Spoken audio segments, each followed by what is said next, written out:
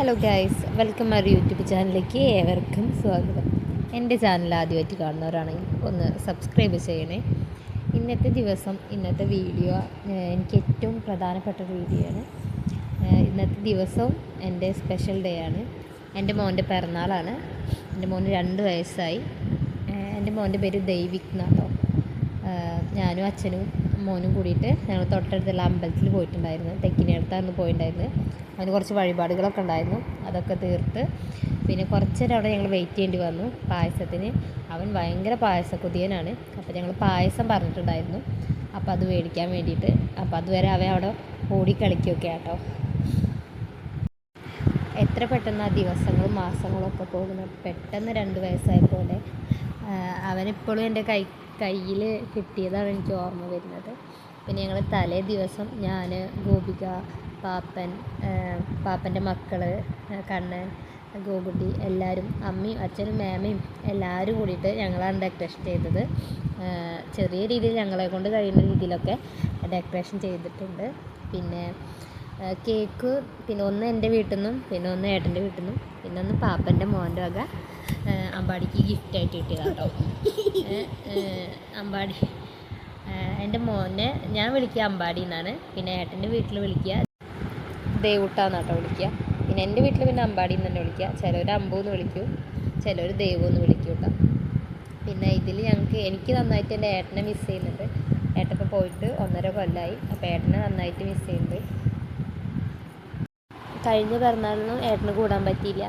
കഴിഞ്ഞ സമയത്ത് ഉണ്ണിക്ക് 9 മാസമുള്ള സമയത്തായിരുന്നു ഏട്ടൻ പോയത്. ഇപ്പോഴും ഏട്ടന് പിറന്നാളിന് കൂടാൻ പറ്റില്ല. അപ്പോൾ ഏട്ടനില്ലാതെ എൻ്റെ സങ്കടമുണ്ട്. അതേപോലെ ഏട്ടൻ്റെ അനിയനും ഇല്ല കേട്ടോ. പിന്നെ എൻ്റെ ഏട്ടനും ഇല്ല. അവർ 3 ആളിലെയും കുറവ് നന്നായിട്ടുണ്ടായിരുന്നു. പക്ഷേ ഞങ്ങളെല്ലാവരും കൂടിയിട്ട് നല്ലപോലെ തന്നെ ഞങ്ങളെ പിറന്നാൾ ആഘോഷിച്ചത്.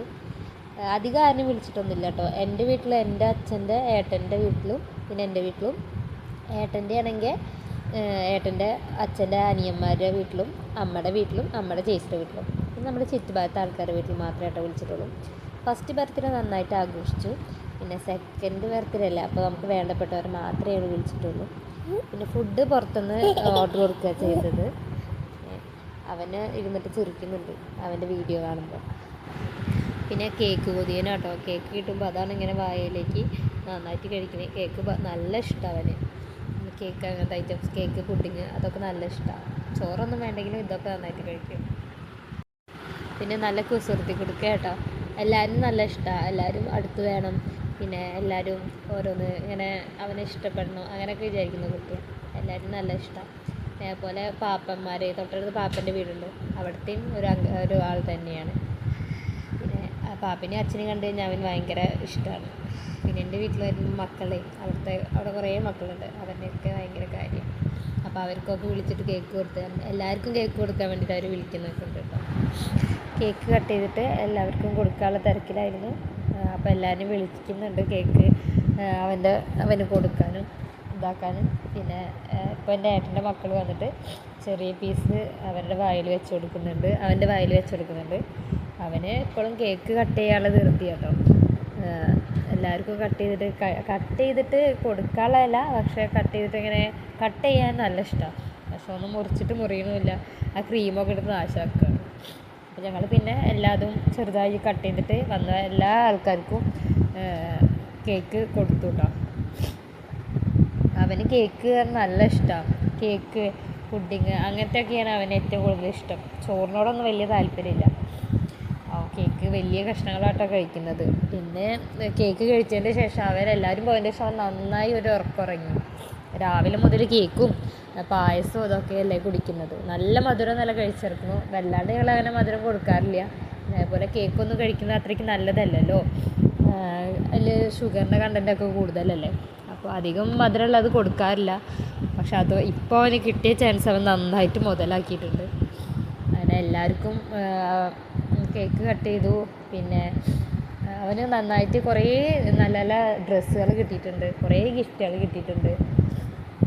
പാപ്പൻ്റെ വക ജീപ്പ്, പിന്നെ എൻ്റെ വീട്ടിൽ നിന്ന് ഡ്രംസ്, പിന്നെ മാമ്മമാരുടെ വക ഒരു ടെൻറ്റ് പോലത്തെ ഒരു വീട് പോലത്തെ ഒരു സാധനം, പിന്നെ പാപ്പൻ്റെ വൈഫിൻ്റെ വീട്ടിൽ നിന്ന് ഒരു ആനക്കുട്ടി, അങ്ങനെ കുറേ സാധനങ്ങൾ, ഷൂ ആയിട്ടും ചെരുപ്പായിട്ടും കുറേ ഗിഫ്റ്റുകൾ, നല്ല നല്ല ഗിഫ്റ്റുകൾ കിട്ടിയിട്ടുണ്ട്.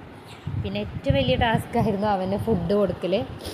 അത് ഭയങ്കര ടാസ്ക് ആയിരുന്നു. എന്താ വെച്ചാൽ അവൻ ഇരുന്നില്ല.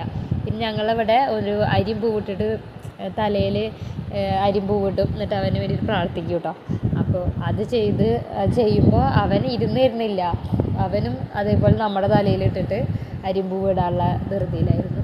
അങ്ങനെ കുറേ നേരം ഞങ്ങൾ ശ്രമിച്ചു ഭക്ഷണം കഴിക്കാതിരിക്കാൻ വേണ്ടിയിട്ട്, ഒരു രക്ഷയില്ല.